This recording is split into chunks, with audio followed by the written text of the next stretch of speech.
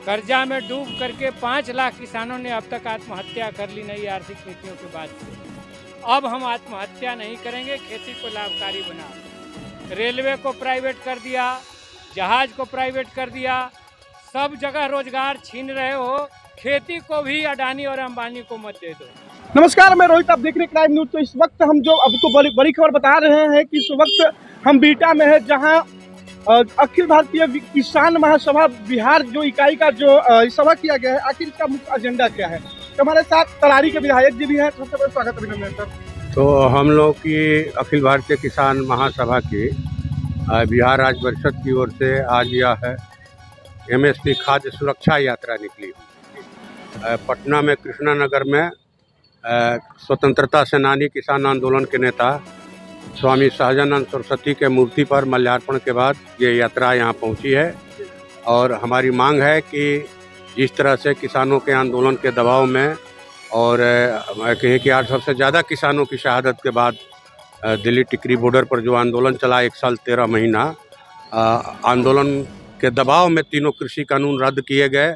जो कानून लाए गए थे मोदी सरकार के जरिए कॉरपोरेटों को फ़ायदा पहुंचाने के लिए, देश की खेती के अनाज उत्पादन, भंडारण और वितरण पर कॉरपोरेटों का कब्जा हो, भूख का व्यापार करें वो, इसीलिए किसानों का लड़ना जरूरी था। हमने रद्द कराया।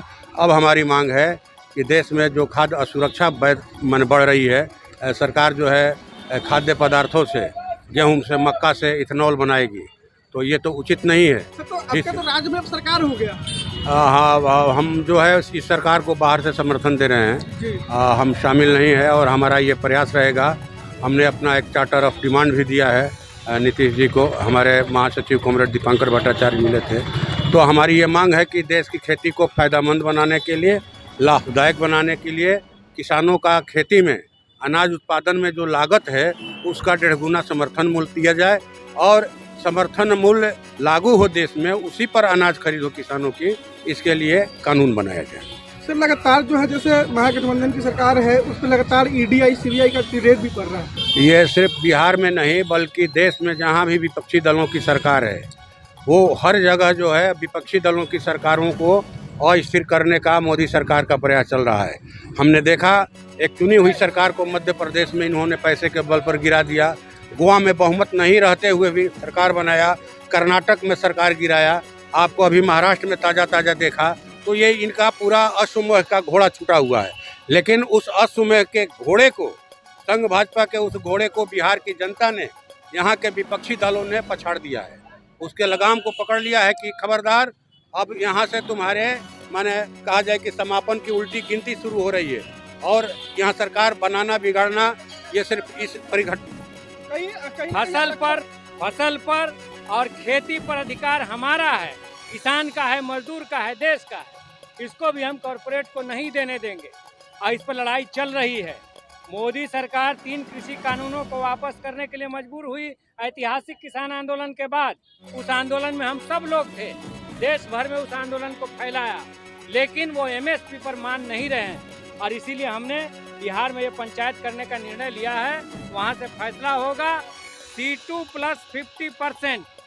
स्वामीनाथन कमीशन ने जो कहा, कुल लागत का जितना खेती करने में लागत होता है उसका 1.5 गुना दाम तय करो फसलों का।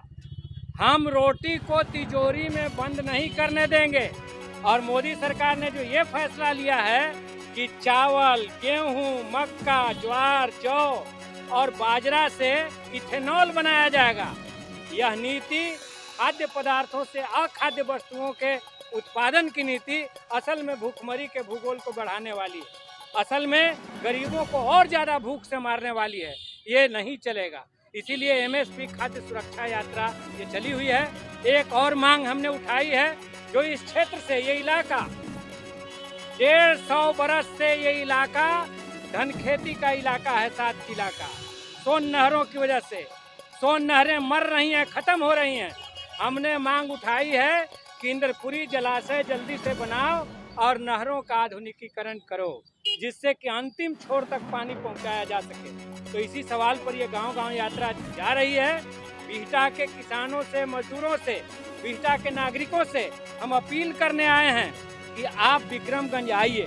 इस किसान महापंचायत में भाग लीजिए, किसान महासभा का मेंबर बनिए, हमारा हाथ मजबूत करिए और देश में किसानों के हकों की लड़ाई को तेज हम करें।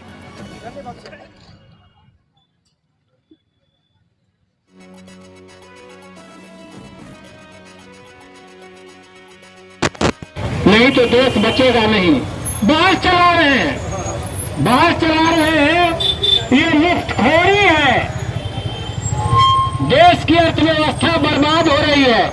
हम पूछना चाहते हैं, ये 10 साल में इन बड़े पूंजीपतियों को कितना बैड लोन माफ किया? लाखों करोड़ रुपया कर्जा दे दिया, बैंक से लोन दे दिया और फिर कह दिया कि ये पूंजीपति अब लोन लौटाने की स्थिति में नहीं है, ये बैड लोन हो गया, ये बट्टा खाता में डाल दो और 10 लाख करोड़ रुपया इस तरह का पूंजीपतियों का छोड़ दिया गया, भारत के खजाने में नहीं आया।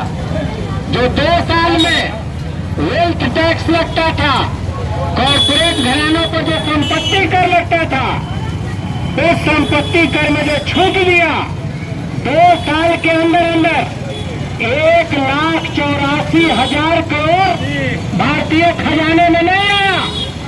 तो पूंजीपतियों को मुफ्त का देश का पैसा लुटा रहे हो। तुम्हारे जितने यार दोस्त हैं सबसे बैंक लुटवा दिया। 13,000 करोड़ नीरव मोदी ले गया, 9,000 करोड़ विजय माल्या ले गया। आज तक कोई नहीं पकड़ाया। वही चाह पानी होता है जब विदेश में जाते हैं प्रधानमंत्री, तो कोई नहीं पकड़ाया, कोई इस देश में नहीं आया। तो वहाँ लूट मचाए हुए हो और किसानों को, मजदूरों को जो राहत देने की बात है तो कहते हो कि मुफ्तखोरी है। मुफ्तखोरी नहीं है ये। हमारा जितना खर्चा होता है एक बिस्कुट पर करते हो MRP तय, 1 रुपया 1 पैसा कम नहीं दोगे उससे नीचे। उसका साइज छोटा हो रहा है, दाम बड़ा